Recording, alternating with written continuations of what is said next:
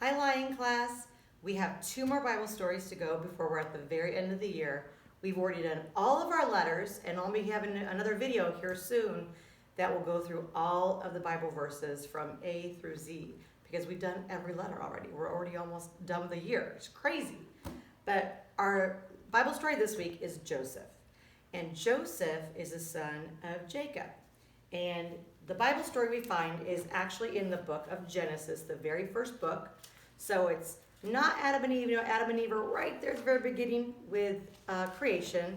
But then later on, after Noah and after the Tower of Babel, then we see a man named Abraham. And if you can think back to Miss Amy, back before Christmas, she talked about Abraham and how Abraham had a son named Isaac. And then Isaac had Jacob and Esau. And Jacob is the one who had 12 sons. So this son here, you can see it. As you can see it. Okay.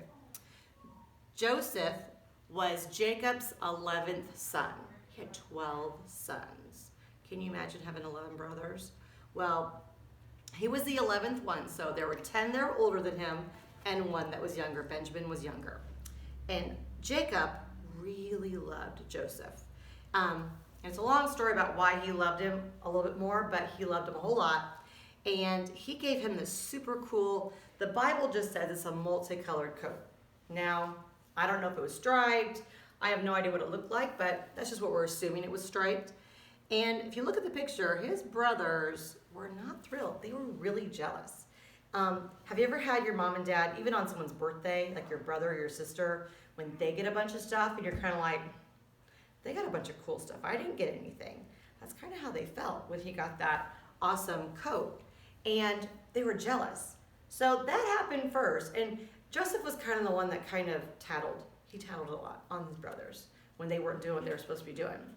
He would give bad reports of them. Well, so they didn't really like their brother. And then Joseph had these really weird dreams. And in the dreams, the first one, they were farmers. And so when you're a farmer, you go and you cut the hay down and you tie it around and make these like stalk thingies. And his dream was that his was in the middle and all of his brothers' stalks were around him and they all bowed down to his. Okay. He actually told his brothers about the dream. And I gotta tell you, boys and girls, when I read the Bible and it says that he told his brothers a dream, I kind of think he's not the smartest guy because of course they're not going to like him when he's telling them they're better going to bow down to him. That's not so cool. Well, then he had another dream. In this dream, it said that the moon, the sun and the moon, and 11 stars all bowed down to him. And he told his dad, and his dad said, "Do you mean that your mother and I are even going to bow down to you?" And it was just kind of a weird thing. So I want you to keep these weird dreams in the back of your head for the rest of the story, okay? This is a really good story. I love this story. So he had this dream. Well, his brothers, they really, really, really didn't like him. Here he is telling them the dream. They did not like him. They were so jealous, and he was kind of a goody-goody and tattled and didn't like him. Well, his dad one day sent him off to look for he was about 17 years old, just so you know how old he is. About the same age as Miss Amy's boy named Jack. So here they are. They're off way in the distance and they're watching the sheep. And when I say off, I mean like fields and fields away. So like way far away from home. And Joseph's dad says, "Hey, go check on your brothers." So he goes and checks on them. And when he's way far off, they're like, "Here he comes." And they call him that dreamer. Like they don't like him at all. So they say, let's kill him. I mean, can you believe that's what they would say? And one of his brothers says, "Well, no, let's not kill him because he doesn't want to hurt him, right?" Well, they grab him, they take his coat off, and they throw him in this big pit, like they had this like a big hole. I don't really know exactly why there was a hole there. I kind of think it was for water, but it was dry. There was no water in it, and they dropped him in. And the guy who told him to drop him in there thought, "Well, I'll come back later and I'll get him out of there and I'll rescue him." So they did that, and then they took his coat and they killed an animal and they put it all in there and made it look like an animal had like ripped it up and like all nasty, and they took it back. Hold on here. Oopsie. Oh wait, that happened first. Hold on, they threw him in first. Hold on. And instead of leaving him in the pit or killing him, there were these Midianites. They're called Midianites. It was people from a different land. And they were traveling through, and they were on their way to Egypt. Keep that in your mind. This is important. So they're on their way to Egypt, and they said, let's sell him. So they sold their brother to these people as a slave. So here they are. They're selling Joseph to the Midianites. And yes, so now they take that robe that they had gotten all the yucky stuff from the dead animal on and took it back to their dad. And they said, is this his coat? We think a wild animal must have gotten him and eaten him. They lied. And Jacob was devastated. He was so sad. And the brothers kind of started feeling guilty because they realized how sad their dad was, and they really couldn't get him back because he was already on his way to Egypt. Well, Joseph, in the meantime, he goes to Egypt and he's a slave. And he gets sold to this dude here. His name's Potiphar. And he gets sold to the guy there. And Potiphar really likes Joseph. He treats Joseph really well. And God was with Joseph the whole time. So can you imagine that God was with Joseph and was in control the whole time, even though he got sold to strangers and as a 17-year-old went to a foreign land? I mean, that'd be really scary and not very much fun. But God was actually with him the whole time, and everything he did, God would bless him. So Potiphar put him in charge of everything. So even though he was a slave, he was in charge of his whole household. Well, some bad stuff happened. Potiphar's wife was not a nice lady, and she had issues with Joseph. They kind of had some issues, and he didn't like her, and she really didn't like him, and he was trying not to sin. He wanted to be good and obey God, and he really loved Potiphar. Well, she kind of lied. She lied, and she said that he did something he didn't do, and got him in trouble. And here, the poor man had to go to jail. But God was with Joseph. The Bible keeps saying God was with him. So God was with him even though he didn't do anything wrong and had to go to jail. That's kind of sad. Well, while he was there, these two prisoners, there's a baker, the king's baker and the king's cupbearer were in there. And they had dreams. The one had, he dreamt that there were these berries, these 3 grapes, and that all the grapes were in the glass of wine, and he gave the glass of wine to the king. The other one had this dream that there were 3 baskets on his head full of bread, and birds were all eating it. You're going to love this one. This is so disgusting. Boys, you're going to love this. And they said, they were really troubled, and said, what do these dreams mean? Well, Joseph looked at them and told them what it meant. He said, in 3 days, you're going to go back and be with the king and be his cupbearer again. And in 3 days, you're going to die. And the birds are going to eat you, which is really disgusting, but that's what he said. And so, sure enough, in 3 days, that is exactly what happened. The king had the one die, and the other one became his cupbearer again. And Joseph said, hey, when you go back to the king, make sure you tell him about me. Tell him that I do things good.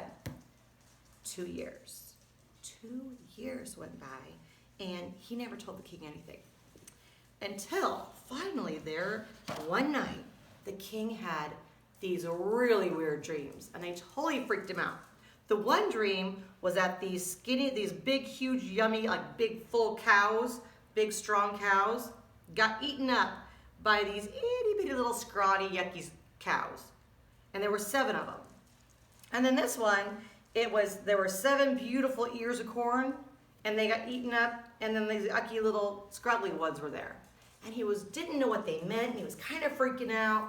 And all of a sudden, the cupbearer said, hey, there's a guy in jail that can help you. He told me my dream, and it came true. So they went, and they got Joseph. And they got him all ready to go. And he went, and he told the king exactly what it meant. He said, we're going to have 7 years plenty, really good abundance, and then it's going to be followed by 7 years of famine. And if you can remember what famine means there's no food. And so the king said, awesome, you're in charge. So he became the king's right-hand man, and he ended up making sure for 7 whole years, look at all this grain he stored up, and he made sure that Egypt had lots of food. And sure enough, after that 7th year, the famine hit. Yeah, the famine hit. And Joseph was in charge. And his brothers were actually, I think, yeah. His brothers were, they were starving. And where they were at in Canaan, they were like running out of food. So their dad sent them to Egypt to get food. And when they got there, look, here they are. What are they doing there? They're bowing down to Joseph. Now I'm going to fast forward through this because I know it's a video and you might be losing your attention span. Usually I would tell a story over 3 or 4 days. But all this to say, they came, he called them, he knew who they were. He knew they didn't recognize him because look, he didn't look like himself anymore. But he knew who they were and he had already forgiven them. But he told them they had to go, they had to leave, and they had to bring Benjamin back. So they left, they brought Benjamin back, and a long story short, here we go. We're getting there.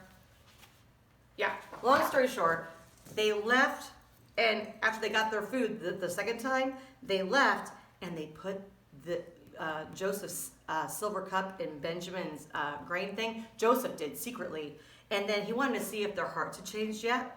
And he sent his people after them, and he said, you guys have been messing around, and you guys stole my stuff. And they're like, no, we didn't. We didn't steal anything. And sure enough, when they opened the grain sack of Benjamin's, the youngest son, there was the cup. And he like kind of threatened them and said, we're going to put you to death. Well, the brothers were like, no, take me, I'll die instead. My father's already lost one son. We don't want to lose another one. And that was when he realized that their hearts had changed. And they asked for forgiveness. And here they are again bowing down. You know what he said to them? He said, guys, you all meant this for evil, but God meant it for good. And I want you to think about this. So Joseph said, all of you, the whole family, go back, get dad, get everybody, and bring everybody here. So they went back and they got the entire family, the whole thing, everybody, the moms, the cousins, all of them, 72 in all, and they all went to Israel. The Pharaoh, the king there, gave them the choicest land there, which is the land of Goshen, the best land, and they were totally taken care of. So if they hadn't sold Joseph and he hadn't gone there, they all would have probably starved during the famine. But God used it for good. And look, here's Jacob got to see his son again. Here's Jacob talking to Joseph. And Joseph had 2 sons, which is really cool. And they got to meet their grandpa. And Jacob got to meet the Pharaoh, and that was pretty cool, the king. And here he is meeting Joseph's sons. And so now, I want to fast forward this. We talk about Moses. How did the Israelites get to Egypt in the first place? So they got there, and then they all kept having babies. And they had more babies. I mean, they had 12 brothers. I mean, these families were ginormous, right? They were huge. And so they kept growing and growing and growing. And this Pharaoh, wherever he is, Pharaoh, he ended up dying. And a new Pharaoh came in. And it got to the point where the Pharaoh didn't know Joseph. And he didn't know all the great things that Joseph did. And therefore, they didn't like the Israelites. And they were scared of them. And that was when they became slaves. And so that takes us all the way to Moses, all the way a nice big circle from the very beginning of the year. And that's how the Israelites got to Egypt. And that's how God left them there for 400 years before he finally had Moses take them out and go back to the land of Canaan, which is pretty cool. So next week's story, we'll pick it up right after Moses dies and they're getting ready to go into the promised land. And we'll talk about that next week. All right. I hope you're having a great week and love you guys. Bye-bye.